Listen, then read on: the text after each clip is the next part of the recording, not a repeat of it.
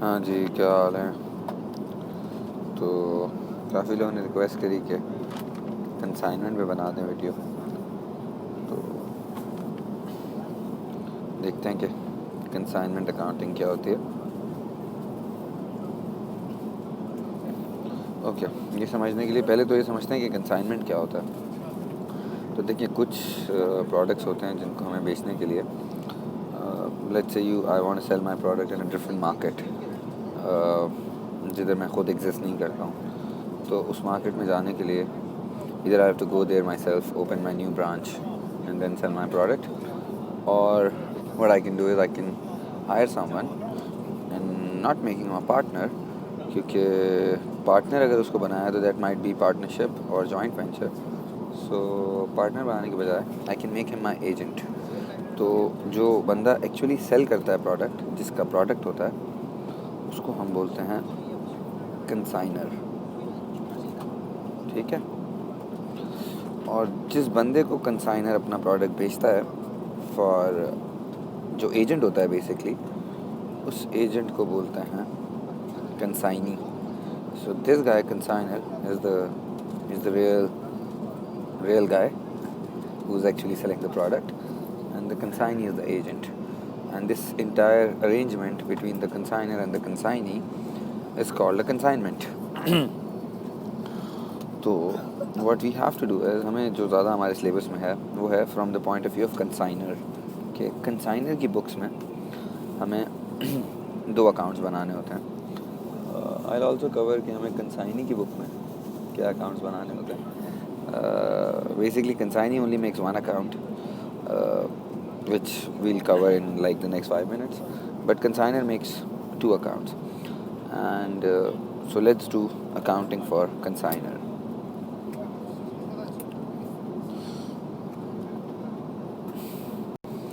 Okay, so basically the consigner will make two accounts.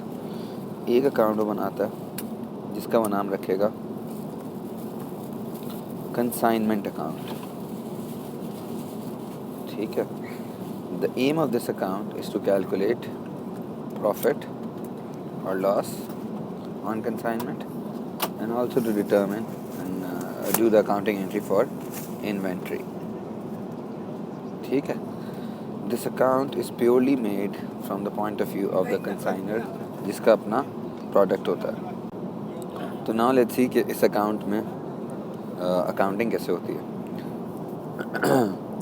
So basically what the consigner will do is, वो इस account में जितने भी cost होगी जो वो स्पेंड करेगा in sending the consignment, I frame an example अभी और उसके थ्रू समझाता हूँ।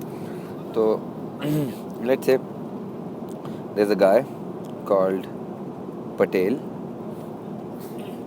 और मिस्टर पटेल ने एक अपना एजेंट अपॉइंट किया नेपाल में।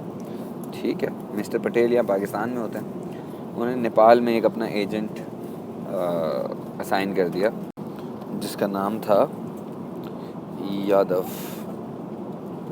ठीक है। सो अब यादव को मिस्टर पटेल गुड्स भेजेंगे। सो ऑब्वियसली क्वेश्चन में एग्जामिनर क्या करेगा कि आपको उन गुड्स की पहले तो बेसिक कॉस्ट बताएगा। तो अस्यूम करते हैं कि कोई भी एक प्रोडक्ट है, पटेल ने यादव को 300 यूनिट्स सेंड करे उस प्रोडक्ट के। मैं अगले पेज पे ना इसकी पूरी डिटेल्स लिख देता हूँ। सो लेट्स से 300 यूनिट्स पटेल ने भेजे। उसकी जो कॉस्ट पटेल को आई थी पाकिस्तान में, दैट वाज, डॉलर्स में कर लेते हैं आसान होगा, दैट वाज $70 ईच। ठीक है। अब जब हम अपने कंसाइनी को प्रोडक्ट बेचते हैं तो हमें सिर्फ प्रोडक्ट इटसेल्फ ही कॉस्ट नहीं आती है, we also have to send the product. तो उसकी जो सेंडिंग कॉस्ट होती है वो भी इनिशियली तो कंसाइनर ही भरता है, और जो रिसीविंग कॉस्ट होती है वो ऑब्वियसली कंसाइनी भरता है, बट उसका भी क्या करते हैं हम देख लेते हैं। सो let's say 300 units costing $70 each. There were shipping charges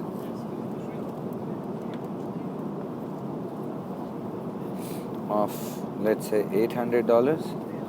Then there were let's say there was an export duty जो पाकिस्तान से लगी, and that was around $600, and then there was transit insurance. ये सारी कॉस्ट मिस्टर पटेल ने पे करी है, सही है, which is let's say $80. Okay, अब मैं रेड में लिख रहा हूँ वो कॉस्ट जो मिस्टर यादव ने पे करी होगी। तो लेट्स से वहाँ पे जब गुड्स रिसीव किए, so there was an import duty which Yadav had to pay, and that was let's say $1,000. Okay, then there were landing charges on that port of Nepal. Our landing charges थे let's say $200. ठीक है, और फिर there was further transportation जो let's say Nepal के port से यादव भाई की दुकान में जाने के लिए जो कॉस्ट थी, that was let's say $160. Okay, so the all of this is paid by Yadav, and the blue one was paid by Patel. ठीक है, अच्छा अब थोड़ी सी रेवेन्यू की बात कर लेते हैं, तो देखते हैं रेवेन्यू में क्या हुआ। सो हमें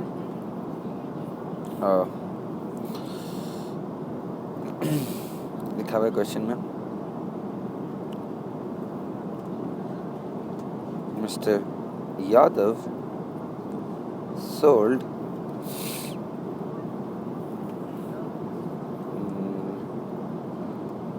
250 units at $180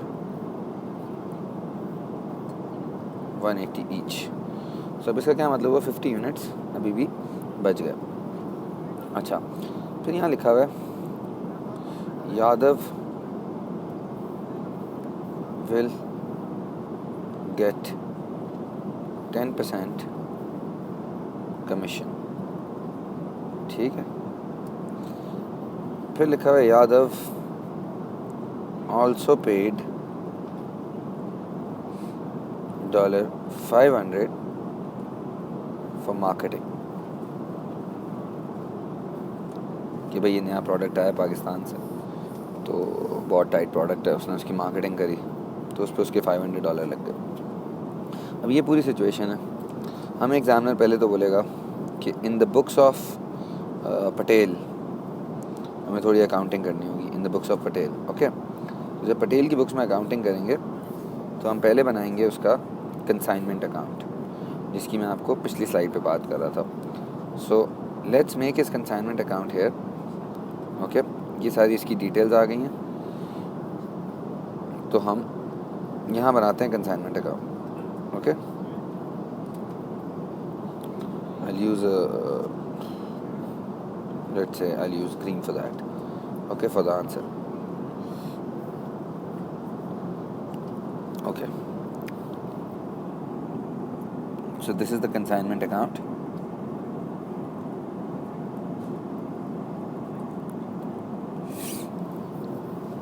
Okay, so पहला काम तो ये किया पटेल ने, दैट उसने गुड्स भेजे।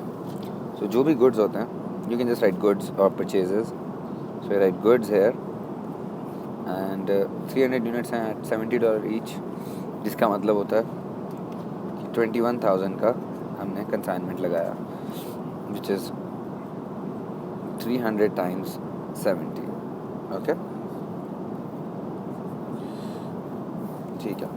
देन जो भी चार्जेस पटेल पे करेगा, all of those should be recorded on the debit side of the consignment account with the name of bank, because वो अपने बैंक को क्रेडिट करेगा, consignment account को डेबिट करेगा। तो he'll write bank, it's better write everything अलग अलग bracket में। we can write the name of the transactions. So there is shipping charges, there is export duty, and there is transit insurance. Okay, ये आ गई 800, 600 and 80। ठीक है, but then जब goods पहुंच जाएंगे यादव के पास, So then there are certain costs which Yadav would be paying, right?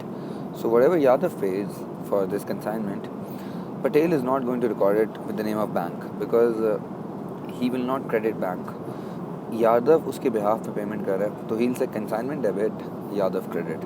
So he'll record like this. He'll say Yadav, who's the agent, then Yadav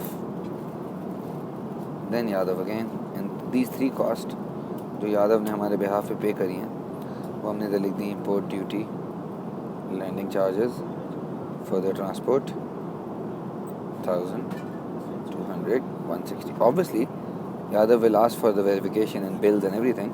Sorry, Patel will ask Yadav for all of this, but yeah.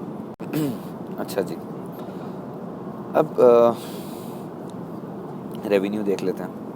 तो यहाँ लिखा हुआ है Yadav sold 250 units at 180 each. So हम यहाँ लिखते हैं again Yadav, because now we'll debit Yadav and credit consignment, because now this is opposite of Yadav spending money on our behalf. He is actually collecting money on our behalf. He is selling the goods. Goods तो हमारे हैं, पैसा तो हमें मिलना चाहिए, right? Okay, so 250 into 180 क्या होता है? वो उसकी सेल्स होंगी ना. यहाँ ब्रैकेट में लिख भी देते हैं सेल्स. 250 into 180 होता है 45,000. अब जो सबसे बड़ी कॉम्प्लिकेशन है वो ये कि हमने उसको गुड्स तो भेजे थे 300, बट उसने अभी तक सिर्फ 250 भेजे हैं. So if he is only sold 250, that means 50 units are still left, and हमने उसको कमीशन भी देना है और उसने मार्केटिंग की भी कॉस्ट पे करी है. So what I am trying to say is अगर 300 के 300 बिक गए होते then there would be no balance carried down in the consignment account. But right now there has to be a balance carried down in the consignment account, which will be your inventory. ठीक है. अब inventory की value कैसे मिलेगी? हमें inventory के units तो मिल सकते हैं. इन्वेंट्री के जो यूनिट्स हैं वो तो होंगे 50. Why 50? Because we send him 300 and he's only sold 250. और कोई ओपनिंग इन्वेंट्री तो है नहीं, होगी नहीं कभी. सो यहाँ पे you have to multiply 50 by something. अच्छा, अब वो दैट समथिंग होगी जो भी टोटल कॉस्ट है कंसाइनमेंट में, बट एक्सक्लूडिंग, मैंने देखो अभी तक लिखी नहीं है ये जो वाइट वाली कॉस्ट है ना, ये मैंने जानबूझ के अभी तक कंसाइनमेंट अकाउंट में डाली नहीं है. मैंने इसलिए नहीं डाली बिकॉज स्टॉक निकालने के लिए I don't need this. To calculate stock I don't need कि कितना यादव को कमीशन मिलेगा, और क्योंकि स्टॉक वो 50 यूनिट्स हैं जो मेरे पास बच गए हैं, उन पे तो अभी तक हमने कमीशन दिया ही नहीं है. वो तो हम कब देंगे जब यादव हमारे लिए वो प्रोडक्ट बेच देगा. तो एंड प्लस जो मार्केटिंग कॉस्ट पे करिए that is also treated like a cost for this period only. उसको हम अगले पीरियड में कैरी फॉरवर्ड नहीं कर सकते हैं, क्योंकि वो सेलिंग कॉस्ट है, प्रोडक्शन कॉस्ट या कॉस्ट ऑफ गुड्स सोल्ड नहीं है. ठीक है. बहुत लोग सोचने से फिर तो ट्रांजिट इंश्योरेंस भी नहीं होनी चाहिए, बट ये सारी कॉस्ट इसलिए हमारी कॉस्ट में जाती है because all of this is necessary cost and he had to pay all of this in order to get the goods delivered to Yadav. और उसके बाद जब यादव के पास पहुंच गए, उसकी दुकान में आ गए गुड्स, उसके बाद अगर कोई खर्चा कर रहा है वो इंक्लूड नहीं हुआ. तो हम ये देखते हैं कि अभी तक का खर्चा टोटल कितना हो गया. तो if you add the debit side you will get to know the total cost of the consignment for the sake of stock taking. ठीक है. आई नो अभी इसमें कमीशन और मार्केटिंग कॉस्ट डालना बाकी है. तो डेबिट साइड का टोटल बनता है 23840. लेकिन ये जो कॉस्ट है कितने यूनिट्स की है? ये 300 यूनिट्स की कॉस्ट है. तो हम डिवाइड करते हैं 300 से और फिर मल्टीप्लाई कर देते हैं 50 से. क्यों? बिकॉज 300 यूनिट से डिवाइड करेंगे तो I will get cost of 1 unit. If I multiplied by 50 I'll get cost of all the units. तो ये आ जाता है तकरीबन 50 is multiplied by this, तो I'll get 3973. उसके बाद हम जो वो वाली कॉस्ट थी जो बच गई थी उसको भी इंकॉर्पोरेट कर लेते हैं, बिकॉज अभी हमने इसको कमीशन भी देना है. So we have to give him commission. So I write commission here and that has to be 10%. So commission should be 4500. Remember, commission will only give on the value जो उसने cell करी है. ठीक है. तो सेल्स की value है, उस पर उसको कमीशन मिल गया. And then Yadav also paid some marketing cost of 500. So the total cost of the consignment is not 23840. It's like ये 5000 भी इसमें include होना चाहिए. सही है, मैं इस वाले 5000 की बात कर रहा हूँ जब टोटल कॉस्ट आएगी, लेकिन स्टॉक टेकिंग के लिए वो इंक्लूड नहीं होना चाहिए. अब हमने ये सब कुछ डाल दिया, तो अब हम सिंपली कंसाइनमेंट का प्रॉफिट निकाल सकते हैं, और वो होगा जो इस अकाउंट का डिफरेंस है. मतलब 45,000 plus 3973 minus all of this करेंगे तो आपको एक प्रॉफिट की वैल्यू मिलेगी जो इस कंसाइनमेंट का इन 250 यूनिट्स का प्रॉफिट है, क्योंकि 50 यूनिट्स को आपने नेक्स्ट मंथ पे डिफ़र कर दिया. ठीक है, तो ये प्रॉफिट कैसे निकालें? तो जो प्रॉफिट आएगा वो आएगा 20133. सही है. अच्छा, एक स्पेसिफिक पेपर में बड़ा डिफ़िकल्ट केस है जिसमें सब कुछ यही है क्वेश्चन, बट उन्होंने हमें प्रॉफिट दिया हुआ है. सही, जैसे ये 20133 दिया हुआ है, लेकिन उस क्वेश्चन में ना उन्होंने हमें सेल्स नहीं दी, जैसे ये नहीं दिया हुआ. अब मसला ये होता है कि अगर सेल्स नहीं दी हुई हों तो हम फिर ऑब्वियसली कमीशन भी निकाल सकते हैं. अच्छा, उसमें स्टॉक वगैरह सब दिया हुआ है. तो मैं ये कह रहा हूँ, अगर मैं आपको प्रॉफिट दे देता इस सवाल में भी, अगर मैं आपको प्रॉफिट देता, and if I don't give you the sales, and so then obviously you don't have the white available, right, but you do have the profit available. तो फिर उस रिस्पेक्ट में हम क्या करते हैं, तो उसमें हम ये करते हैं कि हम बिल्कुल इसी तरह सॉल्व करते हैं और इस अकाउंट का बैलेंसिंग फिगर निकालते हैं. बैलेंसिंग फिगर मतलब what you do is, obviously हम जब सब कुछ लिख देंगे तो हमारे पास यहाँ पे भी एक वैल्यू नहीं है, और यहाँ पे भी एक वैल्यू नहीं है, और यहाँ पे भी एक वैल्यू नहीं है. तो हम ये कर सकते हैं, हमारे पास जो भी वैल्यू अकाउंट का बैलेंसिंग फिगर बने, जैसे अगर आपने अकाउंट बनाया हुआ है, अगर ये नहीं लिखा हुआ लेकिन आपके पास 3973 लिखा हुआ है, आपके पास ये पूरा 21,800 600 80,000 सब कुछ लिखा हुआ है. सही है, but you don't have the 4500, you have the 500, and you also have the 20133. So what you can do is, आप इस अकाउंट का मिसिंग फिगर निकाल रहे हैं. जो भी मिसिंग फिगर होगा वो सेल्स नहीं होगा, वो नेट सेल्स होगा, मतलब सेल्स माइनस कमीशन होगा. तो जैसे कमीशन अगर 10% है, तो जैसे इस केस में अगर हम उसका मिसिंग फिगर निकाल रहे होते हैं ना, अगर आप इस केस में भी निकाल के देखें तो आपके पास जो आंसर आएगा वो वैसे वो होगा 40,500. ठीक है, तो इसका मिसिंग फिगर आ रहा है, वो नेट है ऑलरेडी. फिर आप बोल सकते हो कि यार 40,500 तो 90% है, so then how much should be 100%, और इसके लिए सॉल्व कर लो. एंड अगर कमीशन 8% होता तो देन आई वुड से 92, 15% होता तो 85. ठीक है, बट दैट इज़ ओनली जब प्रॉफिट दिया और आपको सेल्स और कमीशन नहीं पता हो. ठीक है, so this is it, that's your consignment account. अब हम ज़रा डिस्कस कर लेते हैं कि जो पटेल साहब हैं वो अपने कंसाइनी का अकाउंट कैसे बनाएंगे. How will this, we are still in the books of consignor, and now एक उसने कंसाइनमेंट अकाउंट बनाया अपना प्रॉफिट निकालने के लिए. अब एक वो कंसाइनी अकाउंट बनाएगा which in this case will be Yadav's account, and वो बनाएगा जस्ट टू सी इससे कितने पैसे देने हैं, कितने पैसे लेने हैं. ठीक है, but in order to make that account we'll need this account which he just made. So I'll keep this here, and we can make the consignee account. In the books of Patel, we're making account for Yadav.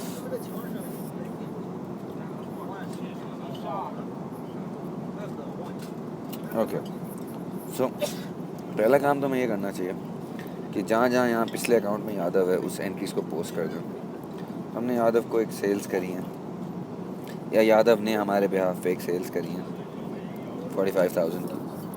तो मैंने debit क्यों किया, क्योंकि इधर credit है. फिर जो यादव ने एक्सपेंसेस पे किए हैं 100 के, 1000 के, then 200, then 160, then is commission, then is marketing. तो वो हमसे ऑब्वियसली रिकवर करेगा सारी चीज़ें. So there was import duty, there were landing charges, further transport, no, not further transport, yeah, this is further transport, this is commission, and this is the marketing cost. सही है। तो अभी इतने पैसे हमने अभी यादव से लेने हैं। अच्छा क्वेश्चन में अगर वो बोलता कि Yadav paid all his account by cheque, तो हम इस अकाउंट में कैरेट डाउन नहीं लिखते। अभी तो जो भी कैरेट डाउन आएगा वो इसमें से इसको माइनस कर देंगे। कैरेट डाउन नहीं लिखते, बैंक लिख देते। अगर वो बोलता कि यादव ने हमें, जैसे अगर आप अभी रफ आइडिया भी लगाओ तो इसके कोई 38,000 समथिंग बचते हैं। अगर बोलता उसने 20,000 दे दिए, तो हम यहाँ बैंक में 20,000 लिख के बाकी बैलेंस कैरी डाउन कर देते। सही है। So you can solve the worksheet now, I hope. अच्छा अगर वो पूछ ले कि इन the books of Yadav make the account for Patel, तो वो फिर यादव की बुक्स में होगा। ठीक है। तो वो पटेल का जो अकाउंट है वो यादव बनाएगा, एंड उसका जो है वो उससे ताल्लुक़ नहीं होगा, ये कंसाइनमेंट अकाउंट से। The easiest way to remember it is कि यही यादव का जो अकाउंट है ना, जो पटेल ने बनाया, अगर आप उसी को ऑपोजिट कर दें, क्योंकि ट्रांजैक्शन तो एक ही हो रही है। So this will be like a supplier account, because Patel से वो सामान ख़रीद रहा है, but he won't call it purchases because वो तो सिर्फ उसका एजेंट है। तो आप ये जैसे ये सेल्स है ना, तो आप यहाँ पे इसको लिख सकते हैं कंसाइनमेंट 45,000। ठीक है। दिस इस अकाउंट को रिवर्स कर दें। पटेल से हमने इंपोर्ट ड्यूटी हमने उसके ब्याह पे पे कर दी है, लैंडिंग चार्जेस, ये commission, marketing, this account reverses. ठीक है।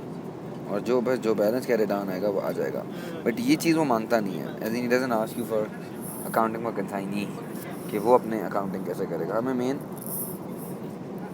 दो अकाउंट से फोकस करना है, that's the consignment account and Yadav's account. So I hope you get it. And so दूसरी भी वीडियोस बनाता हूँ और and won't be able to take any classes, क्योंकि जा रहा हूँ मैं अभी, जहाज़ में बैठा हूँ, इसलिए शायद थोड़ी अजीब वेयर्ड आवाज़ें भी आ रही हैं। खैर चलें जी, ओके, खुदा हाफिज़।